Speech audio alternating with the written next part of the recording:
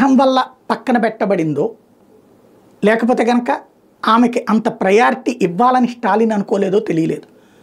షర్మిలని మాత్రం పక్కన పెట్టారు. వాస్తవంగా దక్షిణాది రాష్ట్రాల మీటింగ్ అంటూ స్టాలిన్ ఏర్పాటు చేసినటువంటి మీటింగ్ ఏదైతే ఉందో, కావాలని చెప్పి మోడీకి వ్యతిరేకంగా తయారు చేస్తున్న మీటింగ్, నిరంతరం మోడీని ద్వేషించేది దూషించేది షర్మిల.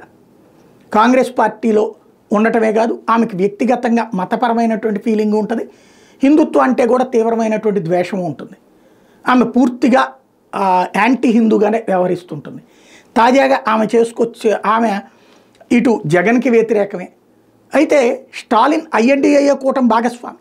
కాంగ్రెస్ పార్టీ తర్వాత సెకండ్ పొజిషన్లో ఉంది ఐఎన్డిఏలో డిఎంకే. దక్షిణాదిలో ఓ రకంగా ఐఎన్డిఏకి లీడ్ రోల్ అదే పోషిస్తోంది. అందుకనినే స్టాలిన్ పెట్టిన మీటింగ్కి చివరికి తెలంగాణలో కాంగ్రెస్ని పిలిచారు, బీఆర్ఎస్ని పిలిచారు. ఇద్దరూ వస్తున్నారు. అక్కడ రేవంత్ వస్తున్నాడు, కేటీఆర్ వస్తున్నాడు. ఇద్దరూ కూడా ఎవరికి వాళ్ళే అక్కడ కలిసినటువంటి పరిస్థితి. పరస్పర శత్రువులైనా సరే. కర్ణాటకలో కాంగ్రెస్ ప్రభుత్వాన్ని పిలిచాడు.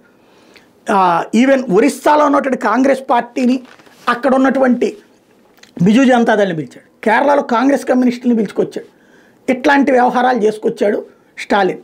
బట్ ఆంధ్రాలో ఒక్క జగన్మోహన్ రెడ్డి దగ్గరికి మాత్రం టీముని పంపించాడు, కానీ షర్మిలని పలకరించలేదు, షర్మిలని పిలవలేదు.